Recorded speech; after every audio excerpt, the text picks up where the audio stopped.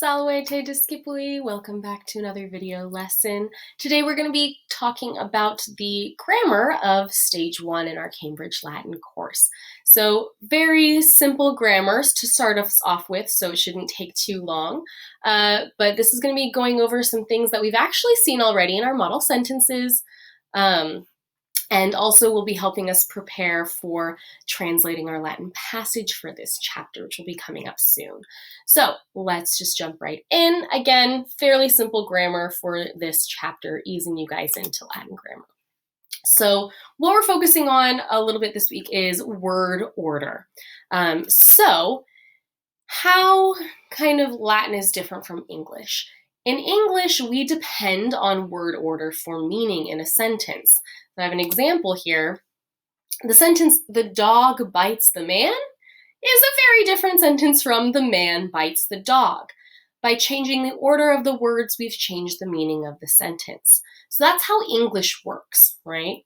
Now, Latin is different. Latin is what we call an inflected language. It's a very fancy way of just saying that meaning does not come from word order, it comes from word endings and forms.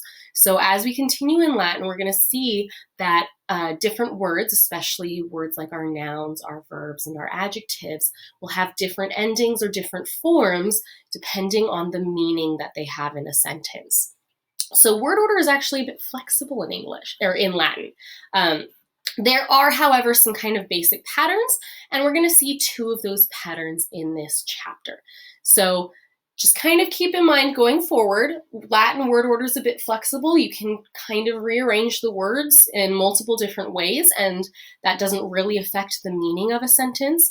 But we're going to be focusing on some of the more standard ways that we do see Latin word order.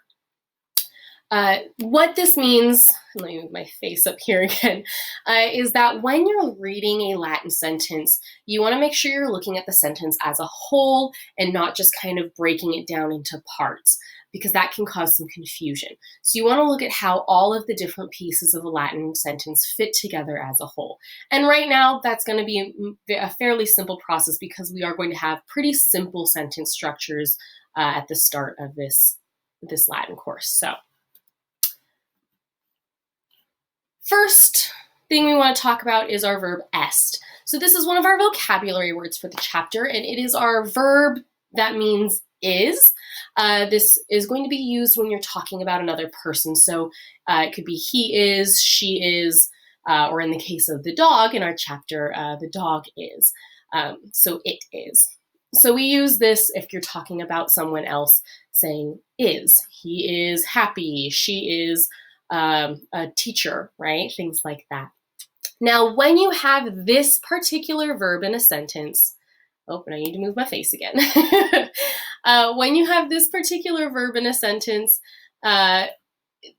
it affects how the word order is going to usually be seen in Latin. So if the verb est is in a sentence, we'll typically see one pattern for word order. And if it's not est, if it's a different verb, we'll see a different pattern.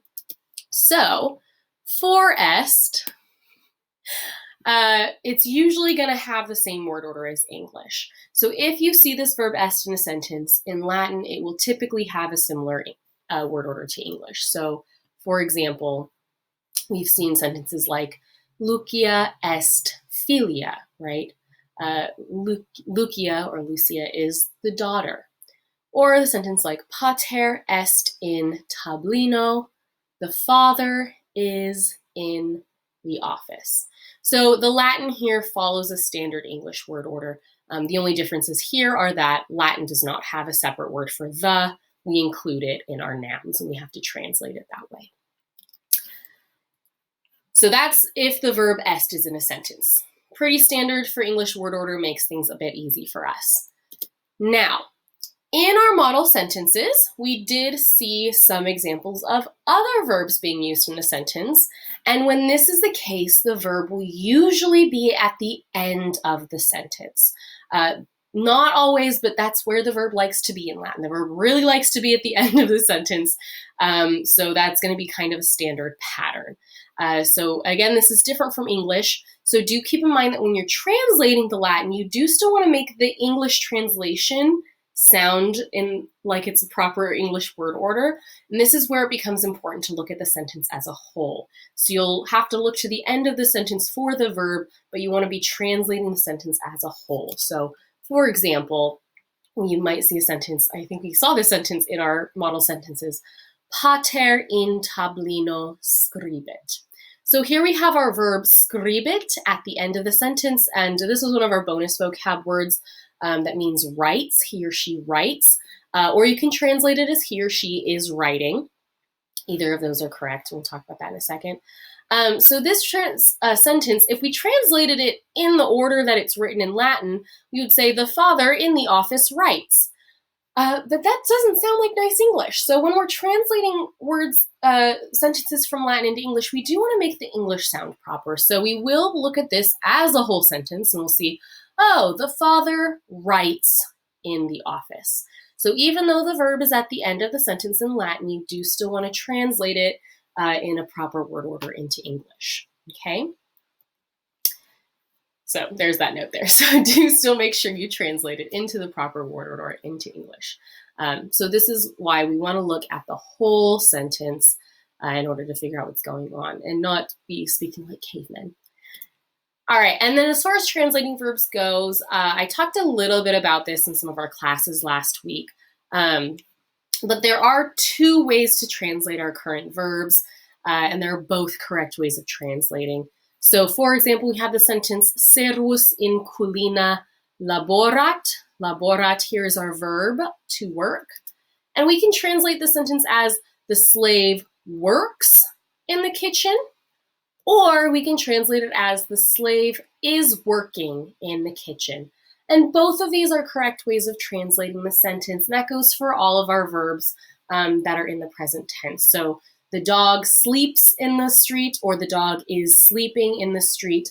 Those are both correct ways of translating things. So you can do it either way. Sometimes one way might sound a little bit better than the other, but they are both correct. So as long as you get one of them, you're fine.